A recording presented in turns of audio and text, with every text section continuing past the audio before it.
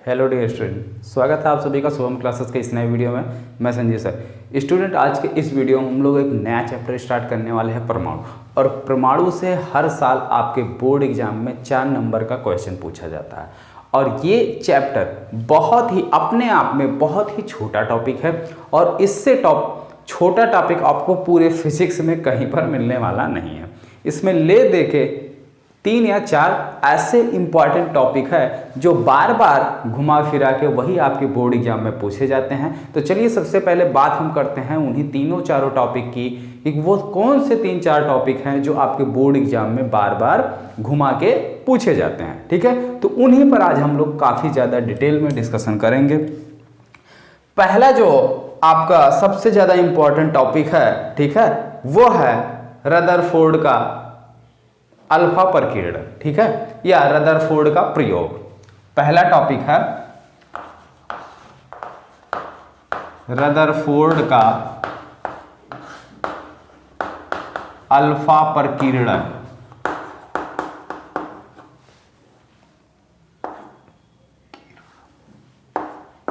ठीक है, अल्फा प्रकीर्णन। और दूसरा टॉपिक है बोर का, ठीक है, परमाणुओं से संबंधित बोर का जो सिद्धांत था वो हाइड्रोजन सदृश परमाणुओं का बोर सिद्धांत। हाइड्रोजन सदृश परमाणुओं का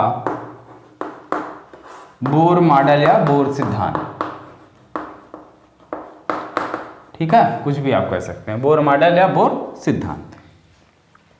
इसके बाद जो नेक्स्ट आपका इंपॉर्टेंट टॉपिक है जो बार बार आपसे बोर्ड एग्जाम में पूछा जाता है और जिसको हमें पढ़ना भी है, ठीक है, वो आपका है हाइड्रोजन स्पेक्ट्रम। ठीक है, हाइड्रोजन स्पेक्ट्रम।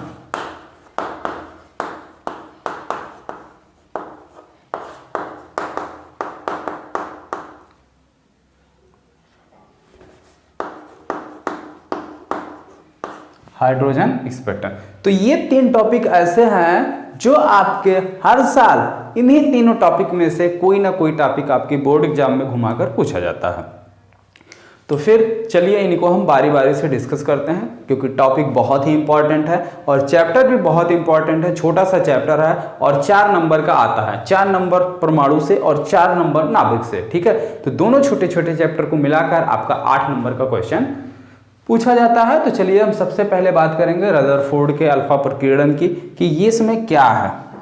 क्योंकि देखिए चैप्टर हम लोग पढ़ रहे हैं परमाणु, लेकिन अगर हम परमाणु की बात करें तो सबसे सूझ, ठीक है, प्रत्येक कण जो है छोटे छोटे पदार्थों से मिलकर बना होता है और वही छोटा पदार्थ हमारा क्या कहलाता है, परमाणु कहलाता है।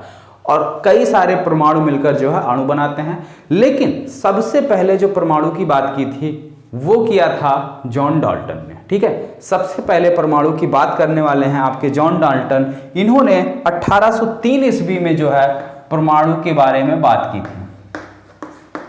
जॉन डाल्टन,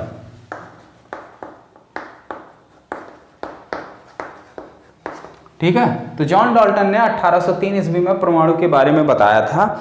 और वो हालांकि अलग बात है कि कुछ कमियां बाद में आई और जिसको जो है फिर रदरफोर्ड ने 1919 में एक अपना प्रयोग किया और उस प्रयोग के आधार पर परमाणु का नया मॉडल दिया। ठीक है, लेकिन सबसे पहले बात करने वाले हैं आपके जॉन डाल्टन है। तो भाई वो तो सिंपल सी बात है, हर जगह जो आदमी पहले करता है कुछ बताता, बाद में जो बताता है उसमें कुछ मॉडिफाई करके नया करके। ठीक है, चलिए तो अब हम लोग बात करने वाले हैं रदरफोर्ड का अल्फा कण प्रकीर्णन। ठीक है, रदरफोर्ड का अल्फा कण प्रकीर्णन, आप लोग हेडिंग डाल लीजिए रदरफोर्ड का अल्फा कण प्रकीर्णन। तो चलिए इसको ध्यान से समझते हैं इसमें होता क्या है।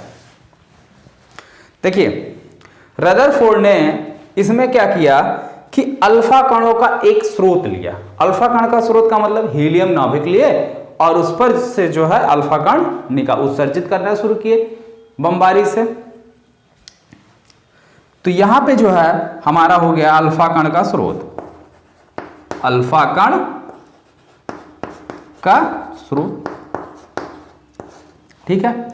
अल्फा कण की स्रोत को इन्होंने जो है क्या किया, स्वर्ण पतली पन्नी पर जो है डाला। अब यहां से अल्फा कण हमारे एक साथ जो है निकलना शुरू किए और ये जो है हमारी स्वर्ण की पतली पन्नी यानी सोने की पतली पन्नी है, स्वर्ण की पतली पन्नी। ठीक है, इस पर इन्होंने क्या किया, और ये जो लगा हुआ है ये आपकी जो है लेड की ईंट है, यानी कि कांच की दीवार समझ सकते हैं आप। ठीक है, लेड की ईंट।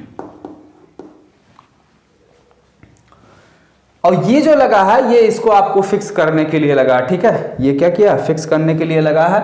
तो देखिए होता क्या है कि जब इन्होंने अल्फा कणों का एक बहुत बड़ा स्रोत स्वर्ण की पतली पन्नी पर डाला तो इन्होंने पाया कि कुछ अल्फा कण, कुछ में सबसे ज्यादा, अधिकांश अल्फा कण बिना अपने मार्ग पर विक्षेपित हुए इसको पार करके सीधे जो है निकल जा रही हैं।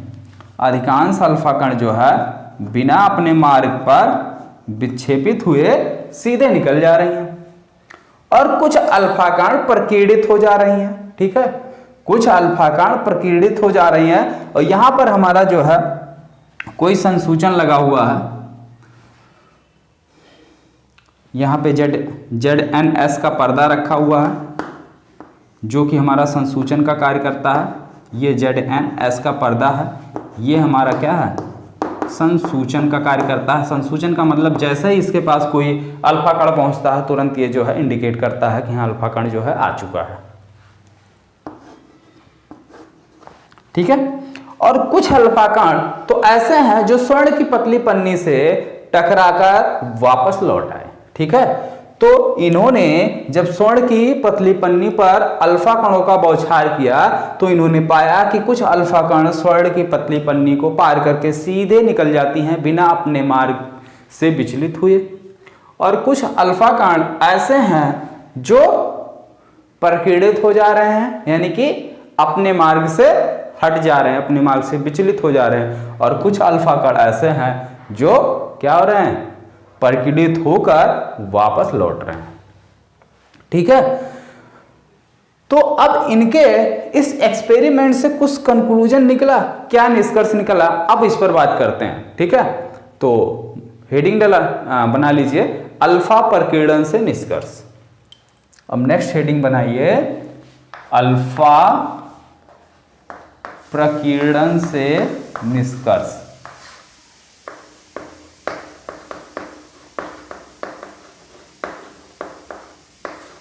ठीक है, अल्फा प्रकीर्णन से निष्कर्ष।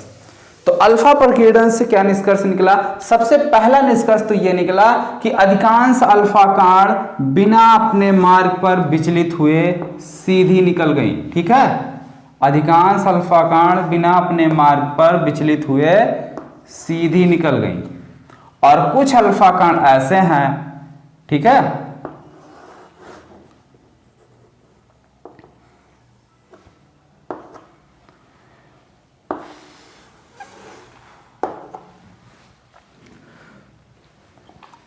तो अधिकांश अल्फा कण ऐसे थे जो क्या हुए, बिना अपने मार्ग पर विचलित हुए सीधे सीधे चले गए, और कुछ अल्फा कण ऐसे हैं जो क्या हो गए, अपने मार्ग से विक्षेपित हो गए। यानी जो अल्फा कण सीधे सीधे निकल जा रहे हैं, इससे यह पता चल रहा है कि परमाणु का अधिकांश भाग जो है वो क्या है, खोखला है।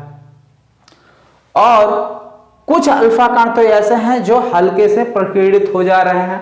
तो जो हल्के से प्रकीर्णित हो रहे हैं, अल्फा कण पर कौन सा चार्ज होता है, पॉजिटिव चार्ज। ठीक है, और तो ऐसा माना गया कि परमाणु के बीच में एक छोटा सा एक ऐसा स्थान होगा जहां पर हमारे सारे के सारे धनावेश स्थित हैं, और उस धनावेश के कारण ये अल्फा कण जो है क्या हो रहा, प्रकीर्णित हो जा रहा। और कुछ तो ऐसा पाया गया कि अपने मार्ग पर गए और फिर तुरंत वापस लौट आए।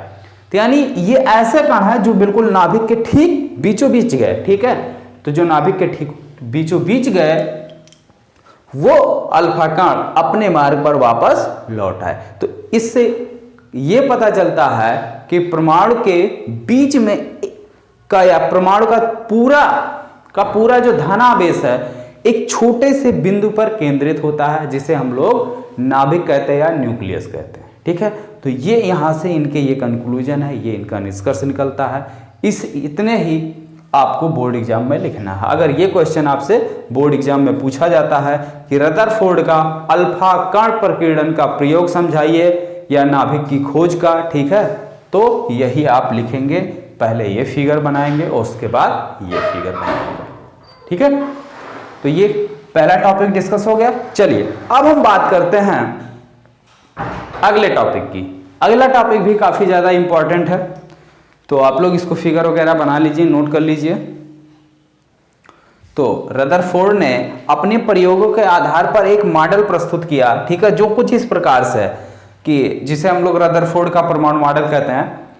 रदरफोर्ड ने अपने प्रयोगों में जो चीज पाया है उसी को एक मॉडल के रूप में प्रदर्शित किया है। ठीक है, और ये प्रयोग जो है आप लोग जान ही रहे हो कि रदरफोर्ड ने 1919 में किया था। 1919 में अल्फा कणों के प्रकीर्णन से रदरफोर्ड ने कुछ निष्कर्ष निकाले थे, जो कुछ इस प्रकार से है। पहला निष्कर्ष इन्होंने ये निकाला था कि परमाणु का अधिकांश भाग क्या होता है, खोखला होता है। परमाणु का वही जो इनके निष्कर्ष थे वही इनके क्या है, परमाणु का मॉडल कहलाता है। जो अभी भी यहाँ पे हमने निष्कर्ष डिस्कस नहीं किया था, ठीक वही चीजें जो है इनके रदरफोर्ड का परमाणु मॉडल कहता है। परमाणु का अधिकांश भाग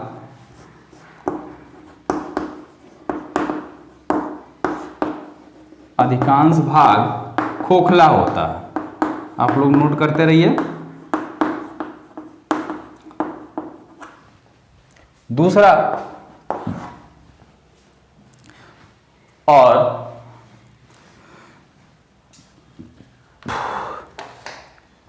जिसकी त्रिज्या, क्योंकि परमाणु जो है इन्होंने क्या गोलाकार रूप में लिया हुआ है, जिसकी त्रिज्या, परमाणु की बात हो रही है, जिसकी त्रिज्या 10 की घात -10 मीटर की कोटि की होती है, यानी एंगस्ट्रॉम की। ठीक है, मीटर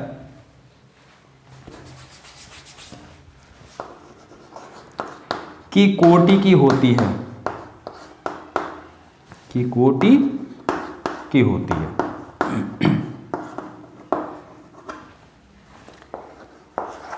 दूसरा निष्कर्ष इन्होंने ये निकाला था, भाई हमारे लाश में पानी चल गया तो उसका इंडिकेशन आ गया, संकेत आ गया, मतलब कि घंटी बज गई, हाँ पानी चल गया।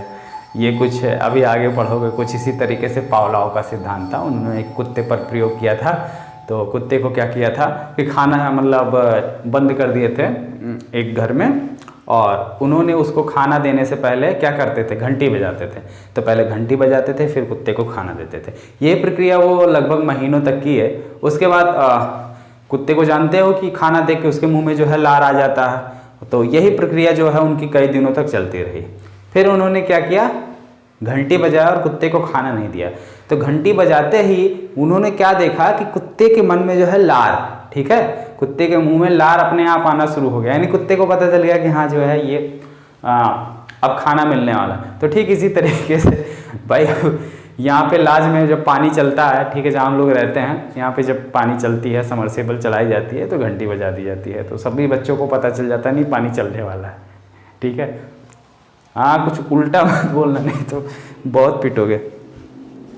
चलिए अगला देखते हैं कि परमाणु का समस्त भार परमाणु के एक छोटे से धन भाग यानी कि नाभिक में स्थित होता है।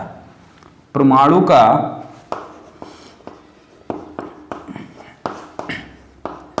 समस्त भार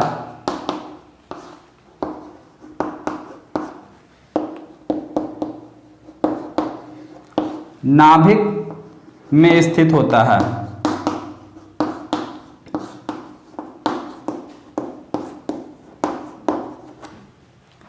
तीसरा निष्कर्ष इन्होंने ये निकाला था, और वही इनका मॉडल के रूप में जो है प्रकाशित हुआ कि इलेक्ट्रॉन जो है इस नाभिक के चारों ओर वृत्ताकार कक्षा में क्या करते हैं, गति करते हैं। इलेक्ट्रॉन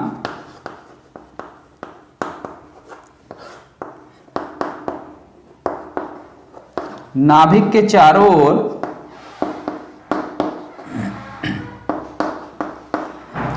वृत्ताकार कक्षा में गति करते हैं। वृत्ताकार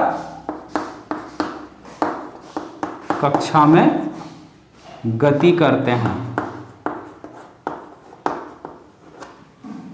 या घूमते रहते हैं, वृत्ताकार कक्षा में घूमते रहते हैं।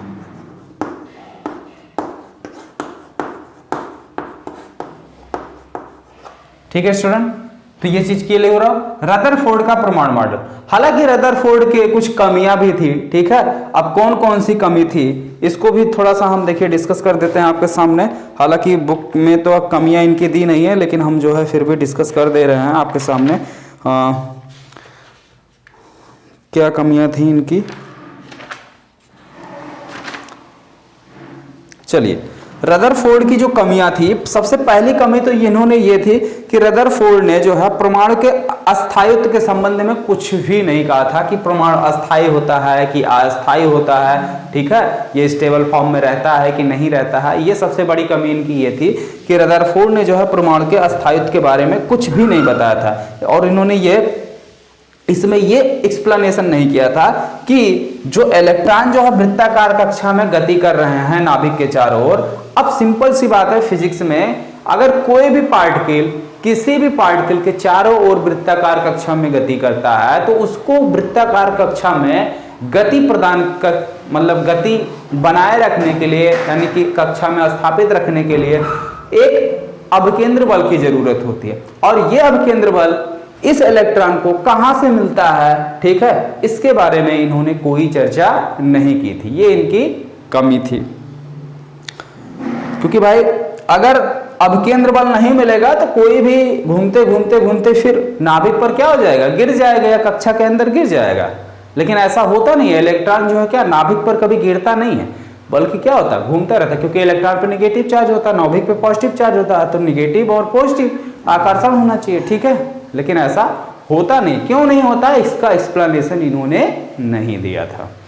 दूसरी जो कमी थी रेखीय स्पेक्ट्रम की व्याख्या के संबंध में, तो रदरफोर्ड का जो परमाणु मॉडल है, जो ये परमाणु मॉडल इन्होंने दिया है, ये आपके रेखीय स्पेक्ट्रम की व्याख्या नहीं करती है। ठीक है, क्योंकि मॉडल में इलेक्ट्रॉनों के वृत्तीय पथ की त्रिज्या लगातार बदलते रहने से उनके घूमने की आवृत्ति भी बदल जाएगी।